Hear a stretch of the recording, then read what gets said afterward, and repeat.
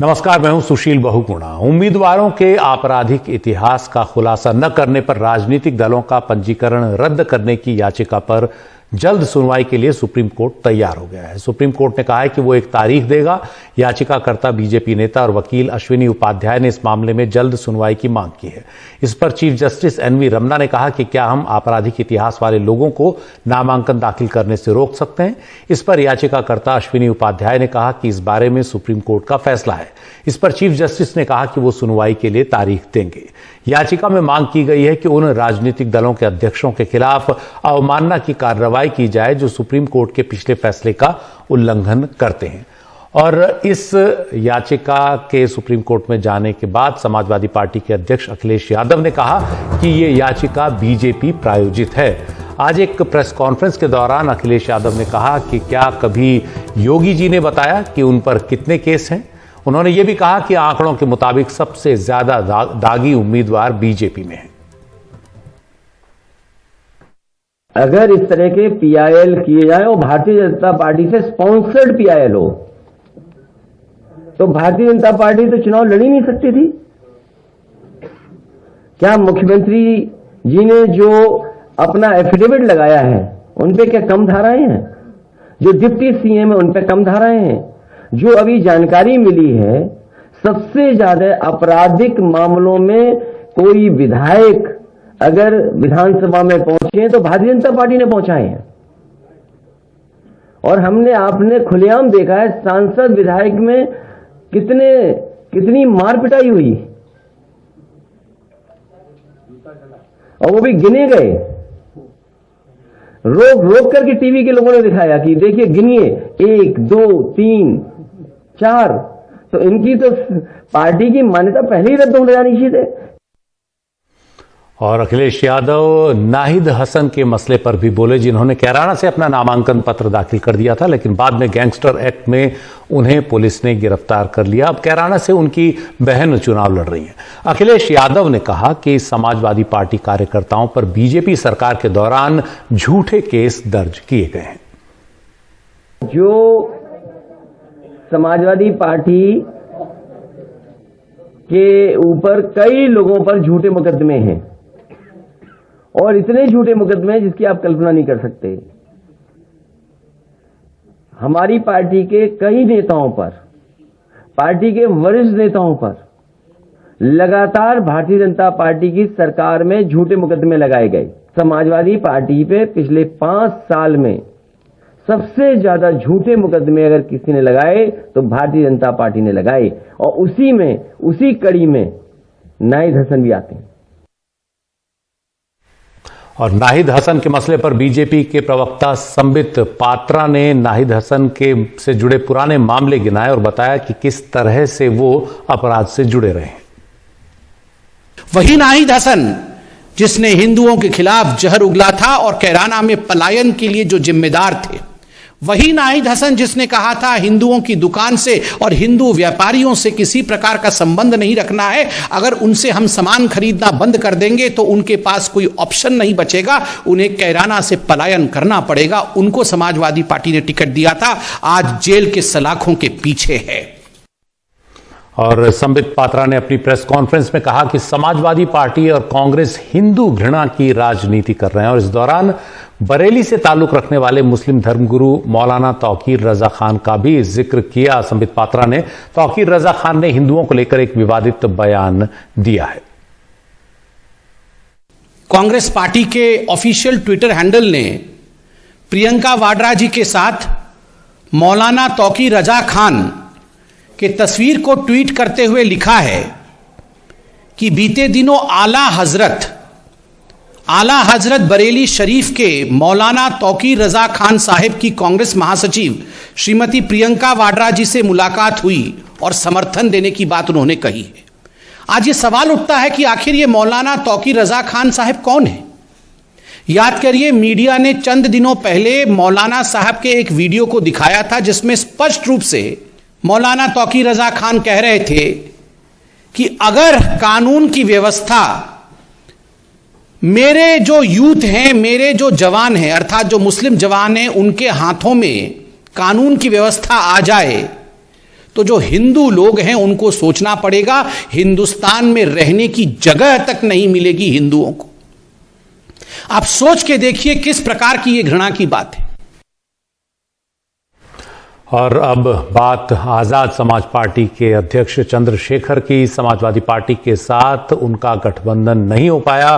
वो एक तरह से नाराज हैं अखिलेश यादव से, और जितनी सीटें वो मांग रहे थे अखिलेश यादव उतनी देने को तैयार नहीं हुए। इसके बाद आज चंद्रशेखर आजाद ने कहा कि उनकी आजाद समाज पार्टी अब अपने दम पर चुनाव लड़ेगी।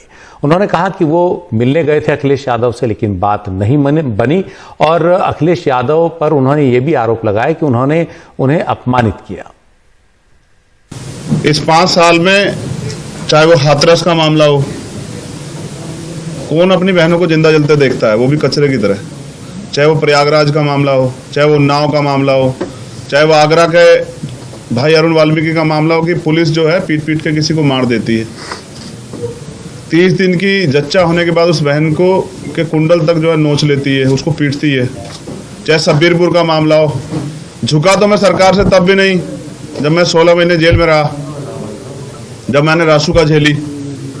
इसी महीने CNPR NRC का आंदोलन हुआ था पिछले कुछ दिनों पहले, और 16 तारीख की रात को मैं छूटा था। तो डरा तो मैं इस केंद्र की सरकार से भी नहीं, मेरा डर सिर्फ ये था कि अगर विपक्ष के बिखराव की वजह से भारतीय जनता पार्टी सत्ता में दोबारा लौटती है तो इसका खामियाजा मुझे नहीं, मेरे जैसे लाखों निर्दोष लोगों को भुगतना पड़ेगा। ये मेरा दर्द था। ये सारी चीजें संघर्ष की हैं, लेकिन कभी मैंने स्वाभिमान से समझौता नहीं किया, और मैं आज भी समझौता नहीं करूंगा। हमने तय किया है कि आजाद समाज पार्टी अपने बलबूते, जो उन्होंने आज तक काम किया है, उस काम के बलबूते जिसकी लड़ाई आज तक उन्होंने लड़ी है, उन माओं के, उन बहनों के विश्वास के भरोसे। समाजवादी पार्टी के वरिष्ठ नेता आजम खान इन दिनों जेल में हैं। उनके खिलाफ कई केस दायर हुए योगी सरकार में, और उनके बेटे भी अब्दुल्ला आजम खान जेल में थे, लेकिन हाल ही में वो जेल से रिहा हुए। अब्दुल्ला आजम खान ने रिहा होने के बाद कहा कि यूपी सरकार ने उनके ऊपर और उनके पिता पर कई फर्जी केस दर्ज किए हैं। उनसे बात की हमारे सहयोगी सौरभ शुक्ला ने। यूपी में 5 साल एक बहुत नाम चर्चित रहा, जिसको लेकर के उत्तर प्रदेश सरकार ने अपनी पीठ भी थपथपाई। वो नाम पूर्व कैबिनेट मंत्री और रामपुर के सांसद आजम खान साहब का, जो लगभग 23 महीने से जेल में हैं। उनके बेटे अब्दुल्ला आजम भी जेल में थे, जो 2-3 दिन पहले सीतापुर जेल से छूटकर बाहर आए। हमारे साथ बात करने के लिए अब्दुल्ला आजम एक्सक्लूसिव हैं। अब्दुल्ला, आपके ऊपर तमाम मुकदमे, आप और आपके फादर के ऊपर बकरी चोरी, भैंस चोरी, ज़मीन कब्जे के मुकदमे, किताब चोरी, गहने चोरी, पायल चोरी, अंगूठी चोरी, मुर्गी चोरी, कागज़ फर्जीवाड़े, इतने सारे मुकदमे आपके ऊपर। मुकदमों की सच्चाई क्या है ये सिर्फ आप नहीं, शायद जो लोग भी हमसे वाकिफ़ होंगे या जो जानते होंगे वो भी इस सच्चाई को जानते हैं कि हुआ क्या है। लेकिन एक सिंगल पॉइंट एजेंडा था कि एक परिवार को बर्बाद करना है, बदनाम करना है, उसके साथ जितना अन्याय मुमकिन हो उतना अन्याय करना है, और अगर किसी को अन्याय करना है तो उसे कौन रोक सकता है। और भाई सरकार तो सरकार है, क्या कर लेगा कोई। आपके ऊपर एक बहुत बड़ा केस है जिसको लेकर के आपकी MLA-शिप भी गई कि आपने फर्जी दस्तावेज लगाए, अपनी उम्र ज़्यादा दिखा दी। उस पर क्या कहना है आपका? वो मामला माननीय सर्वोच्च न्यायालय में चल रहा है। ये उम्मीद जता सकता हूँ और पूरा भरोसा है इस बात का कि सर्वोच्च न्यायालय मेरे साथ इंसाफ करेगा। लेकिन आपके माध्यम से बहुत भरोसे के साथ आपको ये बात बता रहा हूँ कि ना तो मेरी कोई जन्मतिथि गलत थी, ना तो मेरा कोई डॉक्यूमेंट फर्जी है। तो इंसाफ मिलेगा। अब्दुल्ला, 23 महीने आप जेल में रहे, आपके फादर आजम खान साहब अब भी जेल में हैं, आपकी मदर 10 महीने जेल में रही। कितने मुश्किल थे वो दिन? जेल में अभी भी आजम खान साहब हैं और आपकी बेल सितंबर में हो गई थी सारे केसेस में, तब भी आप बाहर आने के बजाय जेल में ही थे अपने फादर का ख्याल रखने के लिए। देखिए, आपको मालूम होगा यूपी के जो हालात हैं, लॉ एंड ऑर्डर की जो सिचुएशन है, कोविड के दौर में 9 दिन तक एक कोविड पॉजिटिव, जो कि हाई रिस्क एज ग्रुप में है डेल्टा वेरिएंट में, और कई ब्लड प्रेशर, हाइपरटेंशन और कई बीमारियों से ग्रसित है, उसकी 9 दिन इलाज में देरी करना, उनकी जान बचना एक मुआवजा है। अगर कैमरा जेल जा सकता होता तो मैं आपसे जाकर कहता कि वहाँ की सच्चाई देखिए, और फिर मुझे बताइए कि एक आदमी जो 9 बार विधायक रहा हो, दूसरी बार का सांसद हो, मिनिस्टर, लीडर ऑफ अपोजिशन, सब कुछ रहा हो, जिसे बी क्लास जेल मिलना कानून हो, वो एक सी क्लास कैदी से बुरे हालातों में एक तन्हाई की कोठरी में पड़ा हुआ है। कोई मतलब नहीं है। आप समाजवादी पार्टी के लिए प्रचार करेंगे, चुनाव भी लड़, मुझे पता है कि आपको टिकट दिया जाएगा, आप चुनाव लड़ेंगे तो और प्रचार भी करते हुए नजर आएंगे हमें। बिल्कुल, मैं प्रचार करूंगा। चुनाव का पार्टी बताइए। खैर, तो अब्दुल्ला आजम जेल से बाहर हैं, मुकदमे अदालत में है, लेकिन अब वो जनता की अदालत में मौजूद है। इनका कहना है कि वो पार्टी जहां से चुनाव लड़ाएगी वहां से चुनाव लड़ेंगे, अगर नहीं कहेगी तो नहीं लड़ेंगे, प्रचार करेंगे, मजबूती के साथ लड़ेंगे, और कह रहे हैं कि जल्द वो चाहते हैं कि आजम खान रिहा हो और उनके बीच हो। सहयोगी बिलाल के साथ लखनऊ में सौरभ शुक्ला, NTV इंडिया।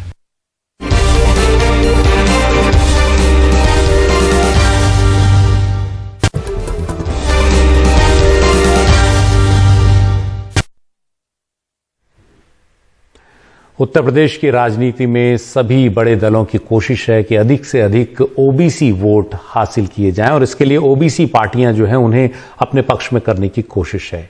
इन्हीं में से एक पार्टी है अपना दल, जिसके अब 2 हिस्से हैं।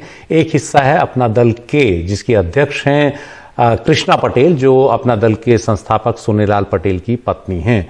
कृष्णा पटेल ने आरोप लगाया है कि कुछ लोग फोन कर उन्हें परेशान कर रहे हैं। कृष्णा पटेल के मुताबिक सपा से समझौते के बाद से उनके पास ऐसे फोन आ रहे हैं। उनकी बेटी अनुप्रिया पटेल मोदी सरकार में मंत्री हैं और बीजेपी के साथ हैं। कृष्णा पटेल से बात की हमारे सहयोगी अजय सिंह ने। अपना दल के संस्थापक सोनेलाल पटेल की पत्नी कृष्णा पटेल इस समय हमारे साथ हैं। आपने अपना दल कमेराबाजी करके एक अलग पार्टी बनाई, क्योंकि अनुप्रिया पटेल से विवाद होने के बाद एक अलग पार्टी आपने बनाई। अनुप्रिया पटेल ने अपना दल एस बनाया था, लेकिन इस समय जो है वो चुनाव में आप समाजवादी पार्टी के साथ आपका जो है वो गठबंधन हुआ है, एक समझौता हुआ है साथ लड़के रह करके चुनाव करने के लिए। इस समझौते के बाद उन्हें कुछ मुश्किलें और दुश्वारियां आने लगी हैं। वो क्या मुश्किलें हैं, क्या दुश्वारियां हैं, वो हम कृष्णा पटेल से खुद समझेंगे। आपको किस तरीके की मुश्किलें आने लगी इस समझौते के बाद, और क्या होने लगा? जिस दिन मैंने पहला कदम समाजवादी पार्टी में रखा, उसी दिन से मेरे पास इनकम टैक्स की नोटिस आ गई। उसके बाद मेरे ट्रस्ट के बहुत बुजुर्ग रहे हैं, शायद हमारे संबंध उनसे जब से हैं जब से शायद अनुप्रिया लोग का जन्म भी नहीं हुआ था। उसके बाद आए दिन पुलिस मेरे ऑफिस में बैठती है, आए दिन मेरे स्कूल में बैठती है, मेरे सारे खाते सील कर दिए गए हैं, तमाम तरह की परेशानियां मुझे करी जा रही हैं। यहाँ तक मैं घर जाती हूँ तो पुलिस घेर लेती है, उल्टी सीधी बातें पुलिस करती है। राजनीतिक रूप से भी क्या आपको कोई परेशान कर रहा है? राजनीतिक रूप से हमें इसलिए परेशान किया जाता है, हमसे कहा जाता है कि आप अखिलेश के साथ मत चलिए, अखिलेश का मंच साझा मत करिए, अखिलेश के मंच पर मत जाइए, अखिलेश का साथ मत दीजिए और अखिलेश की मीटिंग को मत अटेंड करिए। तो मतलब आपको लगता है क्या कि मतलब ये किसी पार्टी की तरफ से हो रहा है या आपके ही घर के परिवार के जिनसे उनसे हो रहा है, क्या लगता है आपको? अब ये भाजपा सरकार में इतनी परेशानी हो रही है क्योंकि मैंने इतनी बार चुनाव लड़ा, डॉक्टर पटेल के जाने के बाद भी चुनाव लड़ा, वो जब तक जीवित थे तब भी मैंने 2-3 बार चुनाव लड़ा, लेकिन मुझे कभी इस तरह की परेशानियां नहीं हुई। लेकिन आज ये भाजपा की सरकार है, इसमें कौन कर रहा है ये फैसला? तो मैंने जबकि एक नोटिस भी दी है सरकार को, गवर्नमेंट को, और मैंने सुरक्षा भी मांगी, डीजीपी को भी नोटिस दिया कि मुझे सुरक्षा दीजिए, उसके लिए भी कोई मेरी सुनवाई नहीं हो रही है। अखिलेश जी के पास और हमारे लोगों के पास एक बड़े दल नेता से हम लोग जुड़े हुए हैं, तो हम लोग के पास जनाधार बड़ा है, तो कहीं ना कहीं उनको अपनी कुर्सी डगमगाती दिख रही है, इसलिए वो लोग हम लोग के ऊपर दबाव बना रहे हैं। अच्छा, आपने कह रहे हैं कि अखिलेश जी का जनाधार बढ़ रहा है, आपने उनसे समझौता किया है, तो आपकी क्या कुछ सीटों की भी तालमेल की बातें हुई हैं? कितना कर रहे हैं? देखिए, हम लोगों ने उनसे सीटों पे तालमेल नहीं किया है, हमने उनके साथ पूरे प्रदेश में चलने की बात करी है, और मेन मुद्दा जो हमारा है वो इस सरकार को हटाना है। तो ये थी कृष्णा पटेल जो बता रही थी कि जब से इन्होंने समझौता किया है उसके बाद से किस तरीके से उनकी अपनी परेशानी और दुश्वारियां हैं। परिवार का अपना विवाद भी है, एक वर्चस्व की लड़ाई भी साथ साथ चल रही है। तो इन दोनों को मिला करके मुश्किलें हैं, लेकिन उसके बावजूद कहना यह है कि इन मुश्किलों को पार करते हुए वो अखिलेश के साथ रहेंगी और पूरे चुनाव में समर्थन करेंगी। सीटों का कोई तालमेल से कोई उसका लेना देना नहीं है, लेकिन फिलहाल इस परेशानी से परेशान जरूर नजर आ रही हैं। वाराणसी से पुरुषोत्तम के साथ अजय सिंह, एनडीटीवी इंडिया।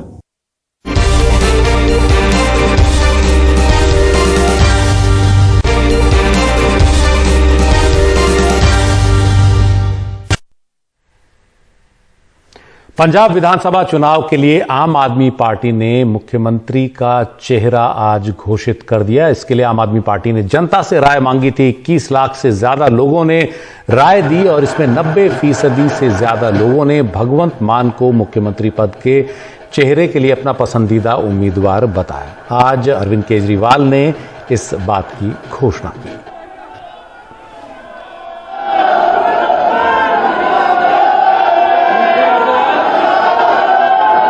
तो पंजाब के लोगों ने अपना अगला सीएम किसे चुना है? ये जो 21,59,000 वोट आए, जो लोगों ने अपने रिस्पांस दिए, उसमें कई लोगों ने मेरा नाम डाल दिया। मैंने शुरू में ही कह दिया था कि मैं रेस में नहीं हूं, तो उन वोट्स को हमने इनवैलिड डिक्लेयर कर दिया। जिसने कहा भाई अरविंद केजरीवाल, उसको हमने साइड कर दिया। उन सारे वोट्स को जो बचे, उसमें 93.3% लोगों ने सरदार भगवंत मान का नाम लिया। दूसरे नंबर पे नवजोत सिंह सिद्धू थे, उनको 3.6% वोट मिले। तो आज आम आदमी पार्टी की तरफ से पंजाब के अगले सीएम और आम आदमी पार्टी का सीएम चेहरा औपचारिक रूप से सरदार भगवंत मान को डिक्लेयर करते हुए मुझे तो भगवंत मान पंजाब में आम आदमी पार्टी का मुख्यमंत्री का चेहरा होंगे, लेकिन भगवंत मान से कई विवाद भी जुड़े हुए हैं। ये चुनौती उनके सामने कितनी बड़ी है, उनसे बात की हमारे सहयोगी शरद शर्मा ने। पार्टी ने आज आखिरकार सरदार भगवंत मान को अपना पंजाब का मुख्यमंत्री उम्मीदवार घोषित कर दिया। हमारे साथ खुद सरदार भगवंत मान है। मान साहब, आपका बहुत बहुत स्वागत है, आपको बहुत बहुत बधाई। पहले तो मैं चाहूँगा कि आप अपने मन की भावनाएं व्यक्त करें, क्योंकि अभी कुछ समय पहले तक आप संभावित सीएम उम्मीदवार थे आम आदमी पार्टी के, अब सीएम उम्मीदवार बन गए हैं। बस एक कदम दूर हैं आप मुख्यमंत्री बनने के। अब आपके और जनता के ऊपर, पंजाब की जनता के ऊपर सब कुछ निर्भर है। इस समय मन में की क्या भावनाएं हैं? देखिए, मुझे बहुत अच्छा लग रहा है कि मुझे पार्टी ने भी मेरे पे विश्वास किया और इस काबिल समझा कि मैं मुख्यमंत्री के दायित्व को निभाऊं। और लोगों ने जो लाखों की गिनती में मेरे पे विश्वास किया, इतनी बड़ी तादाद में SMS, व्हाट्सएप और कॉल किए, तो उससे मेरा हौसला भी बढ़ गया है, लेकिन जिम्मेदारी भी बढ़ गई है। अब डबल जिम्मेदारी है, डबल हौसला है। तो जो लड़ाई हम लड़ रहे हैं पंजाब को दोबारा पंजाब बनाने की, कोई लंदन, पेरिस, कैलिफोर्निया के सपने हम उन देख चुके हैं, वो झूठे सपने थे। तो दोबारा पंजाब को पंजाब बनाने के लिए मेरे हाथ में कमान दी है। तो आज के बाद तालियां भी मेरी हैं तो गालियां भी मेरी हैं, ठीक है ना? तो टीम के रूप में चलेंगे, टीम के रूप में काम करेंगे और पंजाब की लड़ाई को जीतेंगे। बहुत से लोगों के मन में ये सवाल आ सकता है कि अगर आपको ही सीएम उम्मीदवार घोषित करना था आम आदमी पार्टी ने, तो वो तो पहले भी कर सकते थे, क्योंकि जो आपने अपनी परफॉर्मेंस दिखाई है, आप दूसरी बार सांसद जीत के आए हैं, अकेले सांसद हैं लोकसभा आम आदमी पार्टी के, और बहुत वोकल वॉइस हैं, बहुत मुखर होकर बोलते हैं। तो अगर आपको ही करना था तो, और पब्लिक से राय ही लेनी थी, तो पहले भी ले सकते थे। बिल्कुल आखिरी में आकर इस समय ये सब क्यों किया? पहले देखो, कोरोना की वजह से हमारा कुछ रैलियां भी बंद थी, पब्लिक कांटेक्ट नहीं हो पा रहे थे। पिछले दिनों अरविंद केजरीवाल जी आए पठानकोट में, तिरंगा यात्रा जलंधर में, अमृतसर में, पटियाला में, तो लोगों का रिस्पांस बहुत ज़बरदस्त आया। तब पार्टी ने ये शुरू किया कि हाँ, इलेक्शन से पहले हम सीएम का चेहरा डिसाइड करें। तो PAC में तो फैसला हो गया, मुझे सीएम साहब ने बता दिया था, केजरीवाल जी ने, कि आपका नाम डिक्लेयर करेंगे। मैंने कहा जी एक एक्सरसाइज और कर लेते हैं इसमें, पहली बार होगा इतिहास में कि जनता को इससे इसमें जोड़ लीजिए, जनता से भी पूछ लीजिए, क्योंकि आमतौर पे पार्टियां बंद कमरे से निकलकर मतलब थोपती हैं प्रधान कि ये थोपती हैं सीएम कि ये सीएम होगा, इस कोटे से होगा, इस कोटे से होगा। तो मैं आज ये कह सकता हूँ एनडीटीवी पर कि मैं किसी कोटे से नहीं हूँ, मैं पब्लिक के कोटे से हूँ, मैं लोगों के कोटे से हूँ, पंजाबियों के 3.25 करोड़ पंजाबियों के कोटे से हूँ। एक सवाल ये है कि आपका पंजाब के लिए विजन क्या होगा, मतलब आप संक्षिप्त में बता पाएं, क्योंकि आपके चुनावी वादे तो मुझे पता हैं, लेकिन ऐसा भी नहीं है कि पंजाब में सब कुछ खराब ही हो रहा है।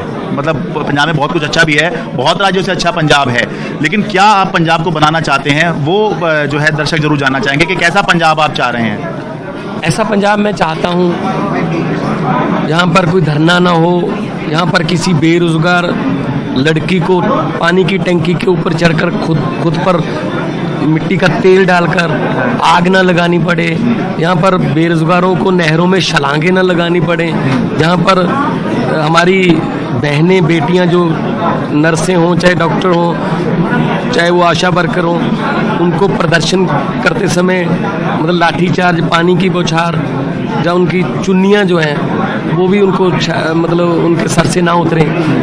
मैं ऐसा पंजाब चाहता हूँ जो पहले पंजाब जाना जाता था। प्रोफेसर मोहन सिंह बहुत बड़े शायर हुए पंजाब के, उन्होंने कहा था भारत है बांग मुंदरी बिच नाग पंजाब दा, मतलब भारत एक मुंदरी जैसा है लेकिन उसमें नाग जो है वो पंजाब का, और मुंदरी में जो है था नागी सबसे ज़्यादा चमकता है, तो ऐसा चमकता रंगीला सुनहरा पंजाब बनना है।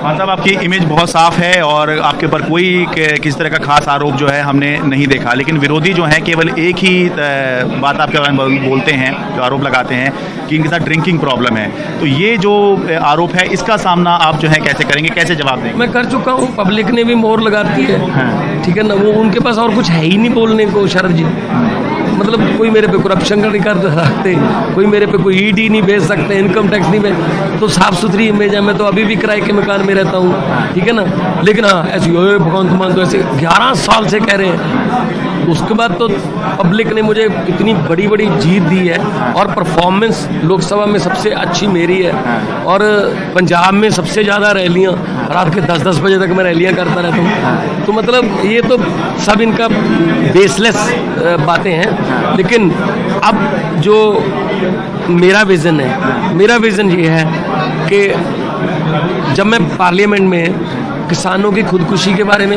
मसला उठाता था तो मेरे पास साउथ वाले, तमिलनाडु वाले, उड़ीसा वाले, केरला वाले एमपी आते थे कि मान साहब जो आप मुद्दा उठा रहे थे, क्या पंजाब का किसान भी खुदकुशी करता है? मैंने कहा बिल्कुल करता है। कहते यार हमें तो ये लग रहा था पंजाब बहुत रंगला पंजाब है, गिद्दे बंगड़े। मैंने कहा जी ये पॉलिटिकल पार्टियों की एडवर्टाइजमेंट में दिखता है, लेकिन है नहीं असल में। तो असल में जो पंजाब है वो दोबारा पंजाब बनाने की लड़ाई है, लड़नी पड़ेगी। और मैं ये भी कहता हूँ कि की होया जे पतझड़ आई तो अगली रुत विच यकीन रखी, मैं लब के लिया कि तो कलमा तू फुल्ला जोगी जमीन रखी। चलिए बस एक आखिरी सवाल, पिछली बार जब चुनाव चल रहे थे 2017 और अब 2022, दो तरह के आरोप जो हैं आपकी पार्टी पे लगते हैं। एक तो ये बाहरी है आम आदमी पार्टी, और दूसरा टिकट बेचने वाले। तो आपने इस पे समय समय पर जवाब दिया है, लेकिन जब बार बार वही आरोप लगते हैं तो लोगों के मन में जो है संदेह पैदा होता है कि कुछ तो बात होगी जो ये आरोप लग रहे हैं। तो ये जो आरोप एक तो क्यों लग रहे हैं और किस तरह से आप लोग इसका जवाब देंगे? देखिए बाहरी का मतलब क्या है, पार्टी दिल्ली बेस्ड पार्टी है, पंजाब का यूनिट अलग है। पंजाब में हम विपक्ष में हैं, पंजाब के फैसले पंजाब में करते हैं। हमारे यहाँ राघव चड्ढा और जर्नैल सिंह हमारे इंचार्ज हैं, जैसे हरीश चौधरी और हरीश रावत थे, जैसे गजेंद्र सिंह शेखावत हैं। तो बाकी टिकट बेचने वाली बात है, वो तो एक रिवाज बन गया है। जिसको टिकट नहीं मिलती कहते 2 करोड़ में, 3 करोड़ में। एक सबूत दे दो किसने खरीदी किसने बेची, हम सीट छोड़ देंगे, वहाँ सीट नहीं लड़ेंगे, लेकिन करप्शन हमारी पार्टी में नहीं चलेगा। आपने हमसे बात की, आपका बहुत बहुत धन्यवाद। मेहरबानी मेहरबानी। मोहाली से अपने कैमरा सहयोगी अश्विनी मेहरा के साथ मैं शरद शर्मा, एनडीटीवी इंडिया। आम आदमी पार्टी ने पंजाब की फिरोजपुर रूरल सीट से रजनीश दहिया को अपना उम्मीदवार बना दिया है। दरअसल कल इस सीट से आम आदमी पार्टी के घोषित उम्मीदवार आशु बांगड़ ने पार्टी छोड़ दी थी और कांग्रेस में शामिल हो गए। उन्होंने आप के नेतृत्व पर तानाशाही का आरोप लगाया। इस पर आपका कहना है कि पंजाब के मुख्यमंत्री उनके उम्मीदवारों को डरा धमकाकर और लालच देकर अपनी पार्टी में शामिल कर रहे हैं।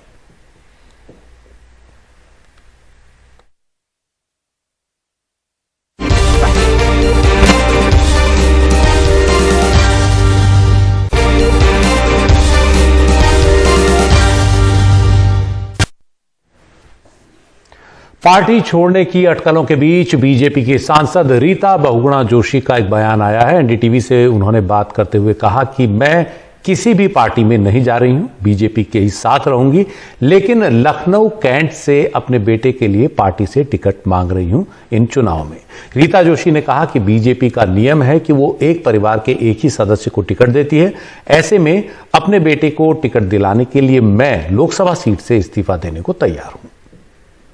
तभी रिजाइन करूंगी अगर उसको टिकट मिलेगा। मेरा ऑफर है कि भाई क्योंकि आपने निर्णय लिया है तो यदि आप उसको कंसिडर करेंगे, टिकट देंगे, तो मैं अपनी सीट सरेंडर करूंगी ताकि पार्टी के ऊपर ये ना रहे, कोई लांछन ना लगाए कि आपने इनको क्यों दे दिया। लेकिन अगर टिकट मिले या ना मिले आप पार्टी में बनी रहेंगी, पार्टी के लिए काम करती रहेंगी, चुनाव प्रचार भी करेंगी पार्टी के लिए। जी।